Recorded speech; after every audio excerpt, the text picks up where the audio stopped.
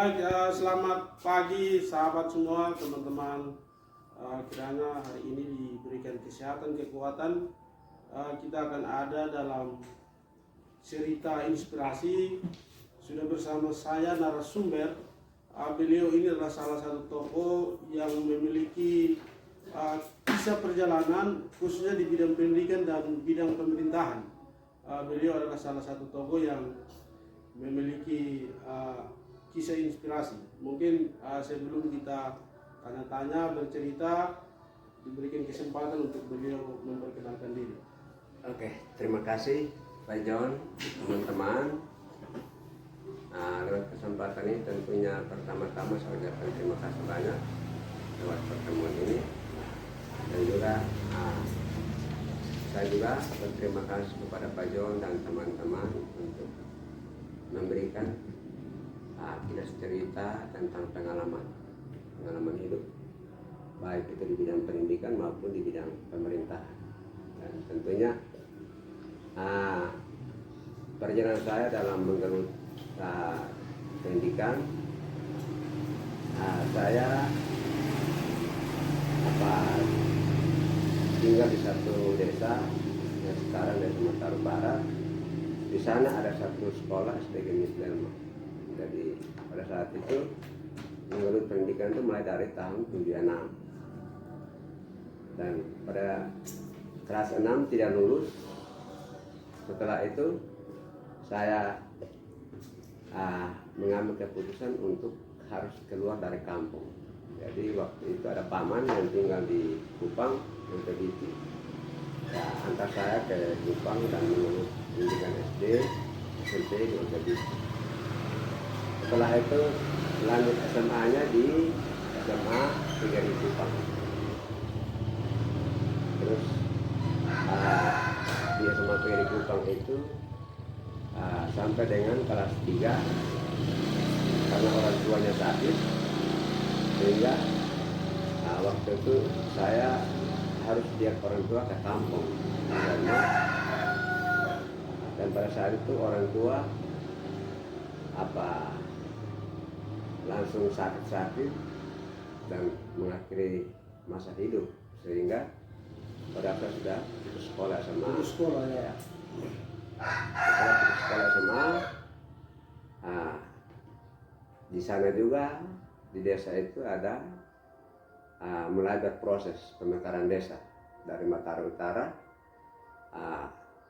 yang mana dusun 3 itu berproses untuk menjadi satu desa persiapan, yaitu desa Mataru Barat. Di sana saya berjuang bersama-sama dengan para orang tua, para tokoh-tokoh di sana untuk memperjuangkan desa itu harus mekar. Dan setelah desa itu mekar dan desa menjadi definitif dengan pendidikan terbatas, putus sekolah SMP, tetapi saya dipercayakan orang tua di sana untuk menjadi sekretaris desa. Tetapi sebelum saya menjadi sekretaris desa itu, waktu itu menjadi sekretaris RW. Dari sekretaris RW itulah dari memberikan support, dukungan kepada orang tua untuk memperjuangkan itu desa persiapan, sehingga dari sekretaris RW itu saya juga mengambil bahagian dalam bidang lembaga desa, dalam hal ini BPD, dan pada saat itu saya menduduki jabatan sebagai ketua BPD. Dari ketua BPD itu ada peluang pada waktu itu menyangkut dengan proses pemilihan kepala desa Mataru Barat yang pertama, yang kedua kali.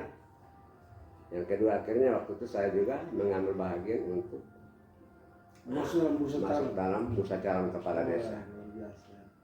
Pada saat itu kami ada 5 orang yang mencalonkan diri, dan ternyata 5 itu lolos seleksi, sehingga saya juga harus mengambil bahagian dalam proses pemilihan pada waktu. Dan ternyata dalam proses pemilihan itu saya mendapat suara paling kecil lah dari 4 orang. Dari proses berjalan itu saya tidak patah minat waktu itu. Saya tetap bekerja sama dengan kepala desa, walaupun dalam pertarungan politik waktu itu, walaupun kalah tapi saya tidak apa-apa, saya tetap memberikan dukungan-dukungan kepada pemerintah desa, membangun kerjasama dengan pemerintah desa waktu itu, sehingga mungkin dari pengamatan masyarakat dan juga pengamatan kepala desa lalu pimpinan, ya mereka minta untuk saya menjadi sekretaris desa waktu itu, sehingga menjadi sekretaris desa, tapi belum ada peluang untuk jadi PNS, jadi masih berupa swasta, masih honor. Waktu tiba-tiba ada peluang untuk menjadi sekretaris desa, diangkat menjadi PNS. Oh, itu masa SBY ya Pak? Ya, masa SBY. Nah, tetapi waktu itu pendidikan saya ini kan putus sekolah. Maka hanya saya memiliki ijazah SMP. Sedangkan waktu itu memang ijazah SMP SD juga bisa. Tetapi saya berpikir apa gunanya kalau saya menjabat sekretaris desa tapi dengan ijazah SMP. Nah, karena peluang itu ada, saya mengikuti pendidikan luar sekolah paket C di Mola di Kalabahi selama 6 bulan. Jadi ikut paket C 6 bulan. Nah, setelah itu pas dalam pemberkasan untuk menjadi sekretaris desa waktu itu sudah, karena saya sudah punya ijazah. Waktu saya tamat tahun 2005. Jadi sudah ada ijazah paket C, sehingga waktu saya sudah melamar sebagai sekretaris desa waktu dengan ijazah sama. Nah, walaupun dengan ijazah sama itu terus karena ada peluang untuk sekretaris diangkat menjadi PNS, maka pemberkas sampai dengan begitu lolos itu ternyata berkas saya itu masih bermasalah karena ketikan SK kepala desa untuk sekretaris desa itu pakai E.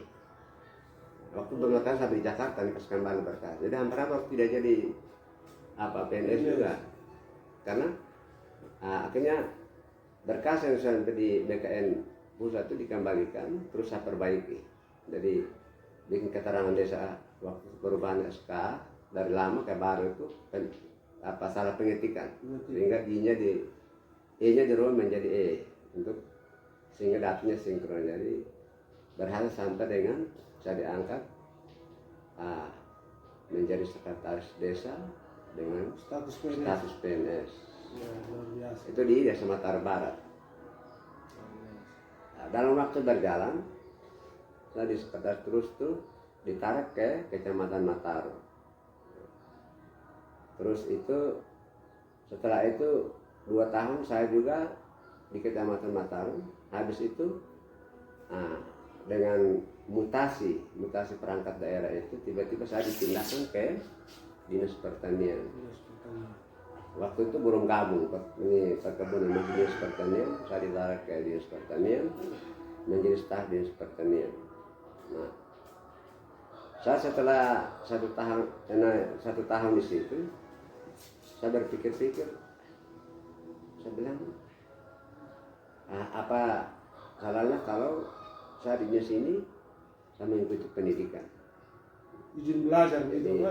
Saya berpikir-pikir ya ada kesempatan karena ada tugas di kota, terus perguruan juga ada di sini, jadi kesempatan saya manfaatkan untuk belajar. Jadi minta izin belajar di BKD lewat Bapak Kadis Pertanian, dan waktu saya diberikan izin oleh Kabupaten Alor dalam Bapak Aman Jomo untuk mengikuti pendidikan di Untrik Kalabai. Jadi saya mengikuti Untrik Kalabai selama 4 tahun. Nah, setelah itu sampai dengan pendidikan saya berakhir pas 4 tahun. Disudahkan. Jadi baru saya memilih Fakultas Pertanian dan Perikanan. Dalam masa pendidikan pas 4 tahun saya selesai. Setelah pendidikan selesai dan mendapat gelar sarjana pertanian, terus itu dalam masa pendidikan saya itu saya waktu dari pertanian dipindahkan dari pertanian ke Desa Pajalan. Itu tahun 2024 bulan Mei itu saya dipindahkan ke Desa Pajalan sebagai sekretaris desa. Dan waktu berjalan saya 6 tahun di Desa Pajalan, terus itu cukup lama ya, ya menjadi sekretaris Desa Pajalan. Dan pada saat itu ada dukungan masyarakat bagi dari kepala Desa Pajalan untuk kita membangun wilayah Desa Pajalan. Setelah itu dalam waktu berjalan itu juga karena kepentingan pemerintahan sehingga saya harus dimutasikan lagi ke Kecamatan Abad Selatan. Kecamatan Abad Selatan. Satu tahun berjalan dari situ dan masuk tahun kedua itu luar biasa. Saya tidak pernah membayangkan karena sudah awal sudah putus sekolah kecewa, tapi tidak pernah membayangkan bahwa kami dengan adanya punya niat untuk bagaimana sehingga bisa merubah dari status pendidikan yang walaupun terbatas putus sekolah SMA dan sampai dengan harus mengikuti kuliah dan sampai dengan tahun 2022 bulan Oktober saya juga dilantik menjadi kepala sub program dan evaluasi di Kecamatan Abad Selatan.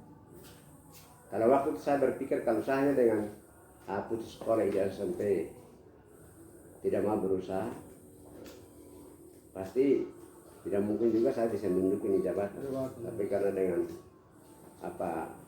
satu prinsip yang niat yang prinsip bahwa seketika saja harus bisa memimpin sama dengan teman-temannya memimpin, sehingga dengan proses waktu berjalan sampai dengan tahun 2022 bulan Oktober saya juga dilantik menjadi kepala sub program dan evaluasi di Kecamatan Abad Selatan.